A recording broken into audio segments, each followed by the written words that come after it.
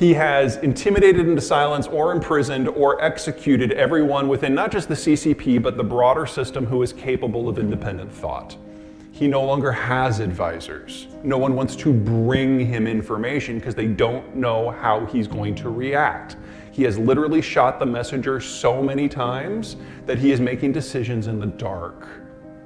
Now, this has horrible implications for any economic system, but in a one-man show, it means nothing gets done unless the leader gives you a written order, or you're one of the zealots who sees him on TV and is like, oh, this must be what he meant. So when you see a small army of bureaucrats in head-to-toe surgical stuff out on a runway at an airport with a leaf blower spraying lime to disinfect the runway, that's the kind of policies we're getting out of China now. And of course, COVID. Now, we're in the Midwest. I'm going to guess that there is a diversity of opinions in the room about COVID. Some of us would probably side with vaccines, where others of us think that natural immunity is the way to go. And I think in the privacy of our own homes, when the door is closed and no one's listening, we do think to ourselves, you know, maybe the other side has a point. Okay, is that safe? China doesn't have these options, and it's not because of government. China was very successful for 2 years at keeping COVID out. No one has natural immunity. And the Chinese domestically generated vaccine doesn't work. It barely worked against the wild strain out of Wuhan, but then we had Alpha and Delta and Omicron B and Omicron Threat Confucius 7 or wherever we are. It doesn't work at all versus the new stuff. And Omicron B, the one that is dominant in China and dominant here today, it's the most communicable virus pathogen that humans have ever struggled with.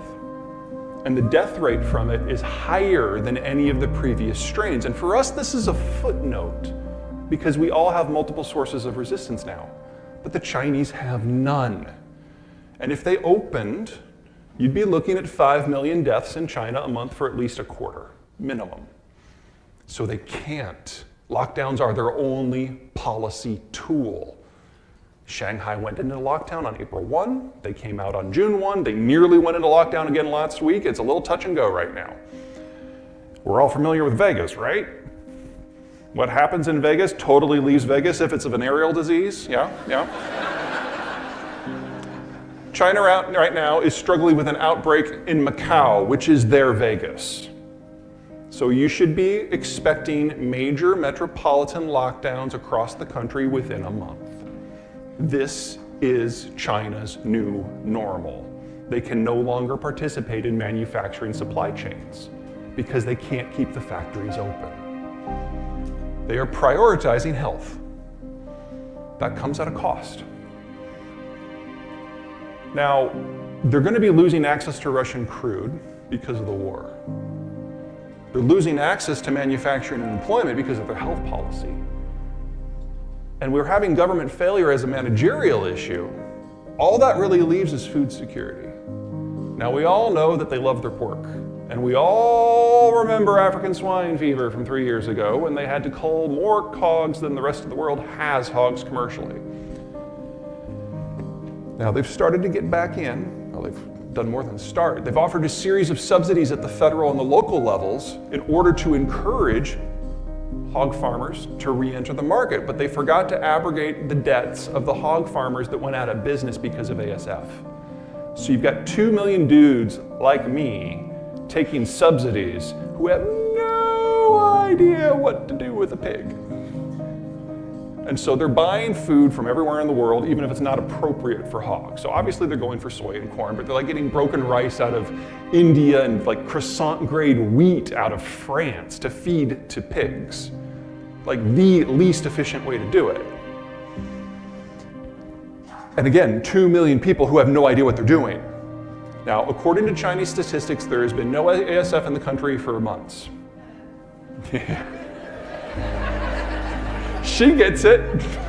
Yeah. You look at a heat map of where the cases are in East Asia, and like all the borders are like red. But in China, everything's everything's fine. They're probably in the midst of a fairly significant outbreak again. The question is how far and how loud does it get before they have to do another absolutely top to bottom mass culling. Whether that happens this year or next year, I don't know, because Chinese data, but we know it's coming. And if they don't have pork, all they've got left is rice. Rice is the most phosphate input intensive, phosphate is the crop that needs the most. Rice is the crop that is most phosphate intensive. Wow, that took like 4 tries. And so the Chinese have traditionally been the world's largest producer and exporter of phosphate because it's a food security issue. Well, they've stopped all exports until further notice. So we've lost potash because of the Ukraine war. We've lost phosphate because of Chinese mismanagement.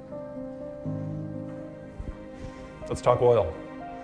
This is total investment from all state and all private into all oil and all natural gas globally. And back in 2014, a narrative took hold in the financial centers of the world that fossil fuels were done. By 2030, we're going to be off of them. And since it takes 3 to 8 years to bring a field online, and another 5 to 15 years to break even, why in the world would you put your hard-earned money into a fossil fuel project when you will never get it back? Now, there's a lot of things about that line of reasoning that are wrong in my opinion, but it took hold. And over the next several years, total investment into the space dropped by 2/3. So lesson number 1 from that, it takes 3 to 8 years to bring a new field online. If we triple investment today, we don't get back to 2019 prices until 2025, if we start today. Now that's what's true for the whole, the average. That doesn't necessarily hold true for each individual circumstance. This is by far my favorite graphic series. I like to call this the checkbook map, because every dot is someone who can pay their power bill. That's where the world's oil and gas comes from. This is, in one picture, a lot of the angst of the last 70 years. It's just, it isn't convenient to where we live. And getting it from A to B, that's part of the angst of the global system. Now watch North America, watch Saudi Arabia. Here's where the shale is. There's 20-odd things about American shale that are fundamentally different compared to conventional energy. I think this is the most important one, at least for the moment. For us, only for us, we produce it where we live. And yeah, the Texans are gonna bitch about having to get it across state lines, but it's not like you're going to central Siberia. This is easy, this is a good problem. Also, it doesn't take 3 to 10 years to bring on a shale field. It takes 3 to 8 weeks. Now, that was back in 2019 before we had the everything in shortage economy. Now it's more like 3 to 8 months, but still, order of magnitude better.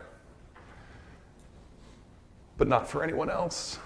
This is where the oil flows. The thicker the line, the more tankers are on that route. This is the route that matters the most. It is a convenient 6,000 to 7,000 mile sail from the Persian Gulf to the Chinese coast. Now, we've all heard those stories about the Chinese having this massive navy, over 600 ships, versus our 290. However, 90%